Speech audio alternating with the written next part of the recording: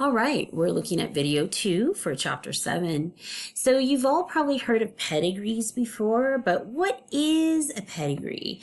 A pedigree is really a type of family tree where you're looking at who are the parents, who are the grandparents, who are the great-grandparents. And not only are we looking at that, but we're looking at traits and how they're passed on. So if we look, so this could be an example of a family tree. Let's say, this is you and these are your siblings. Here's your mom and dad. Here's your mom's family. Here's your dad's family, etc. So when we're looking at a pedigree, it says a useful tool to document a trait of interest across multiple generations. So males are always squares, females are circles. Across, that would be like a mating pair, so married. And then down here, these would be the kids. So like this couple would have had 4 kids, 2 boys and 2 girls. Usually when we color in the box, that means whoever that person is showing the trait. It says exhibits traits of an interest, does not exhibit, and for female, exhibits trait of interest, and so on. So generally we look at pedigrees. We can look at that for different types of traits. Like again, sickle cell anemia would be an example. Hemophilia would be an example. Certain types of cardiac issues, and so on. So they show an example, and sometimes there are things called sex-linked. Remember, females get 2 X's and males get X and a Y chromosomes. Well, the X's are much bigger than the Y, so sometimes there are genes that are just found on the X chromosome. So if you're a female, you could be heterozygous. If you're a male, you either have it or you don't, because you only have 1 copy of the X chromosome. Genotypes, how are they translated into phenotypes? So far we've been talking about complete dominance and, dominant recessive. But of course, life's not so simple. Not everything carries that pattern of complete dominance and recessive. So we can have what's called incomplete dominance. We can have co-dominance. And so what does that mean? Okay, so imagine if this is a white plant, white flowered plant, red flowered plant. The individual that's heterozygous shows something in between white and red, which is pink. This is called incomplete dominance. So red is not completely dominant over white. So the heterozygote shows a phenotype that's in between. It says incomplete dominance in which the heterozygote appears to be an intermediate between the 2 homozygotes. Co-dominance, one is not dominant over the other, both traits show. So imagine if this is one trait and this is one trait, an individual who's a heterozygous individual would show both.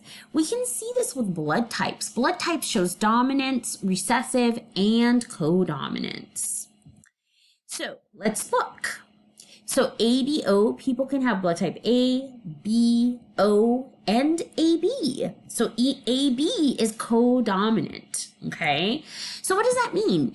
Imagine a chromosome and imagine a gene. A person can have a gene for A, a gene for B, which are co-dominant. So a person who's AB shows both the protein for A and B.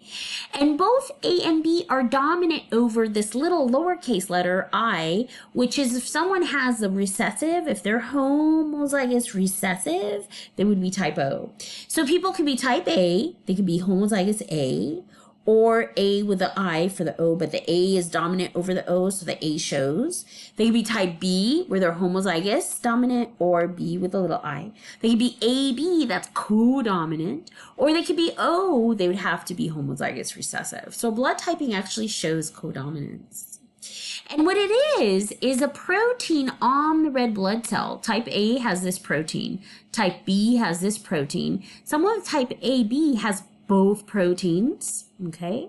And someone with type O has none of them. And why does it matter? Why do we care? Because if someone's type A, if you give them type B, their immune system will see this as foreign, and their immune system will make antibodies and attack that.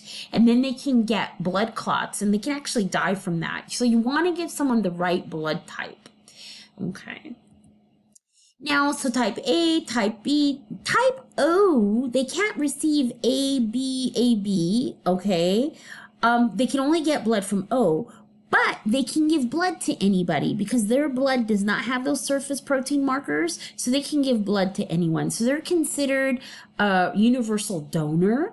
A person who's type AB can get blood from anyone because they have B, right? So they're considered a universal recipient.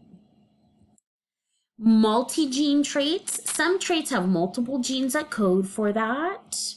For example, height. Okay, multiple genes are coding for height. Even eye color, there are multiple genes that code for eye color.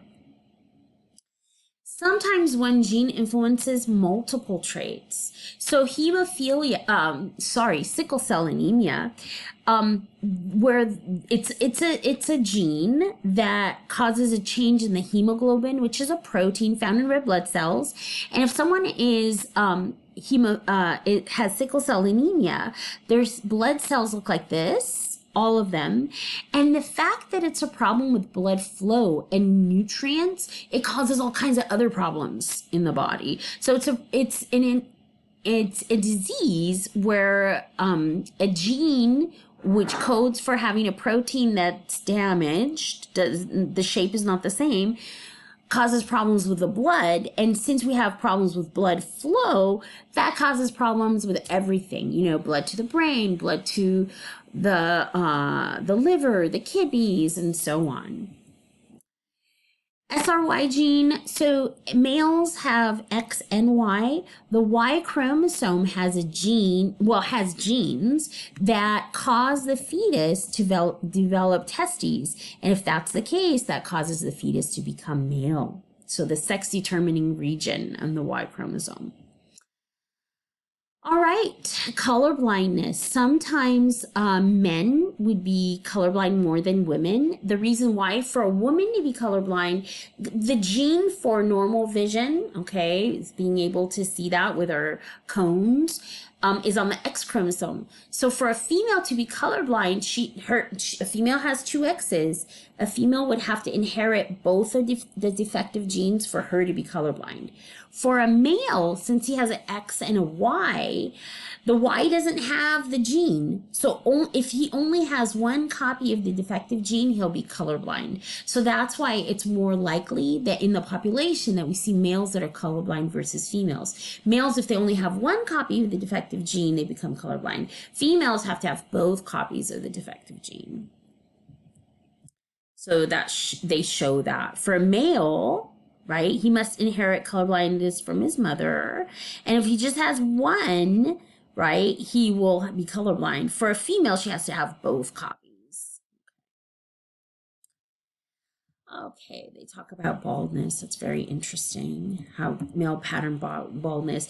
They talk about environment. Environment can affect genes and how depending on your diet, that can affect the body.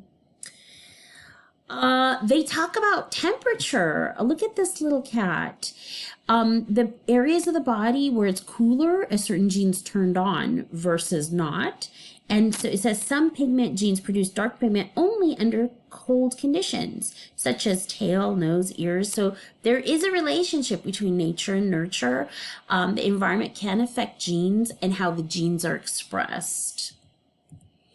And finally, some genes are linked together. So if you have a chromosome, the genes are on the chromosomes. Some genes are so close to each other on the chromosome that they're passed on together. So usually redheads have freckles. Those two traits seem to be inherited together. It says some genes are linked together. Most traits are passed on as independents. Most traits, like being tall and having brown hair or blonde hair, generally those traits are passed on independently, but some can be passed on together. So red hair and freckles would be an example. Okay. All right. So here it shows like the linked genes that might be inherited together. All right, so we are finished with this chapter.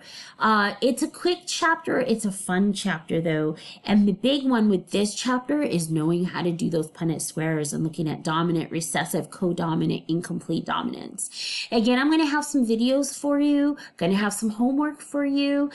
Also in lab, we're going to do a lot of problems where we look at inheritance. All right, so see you later.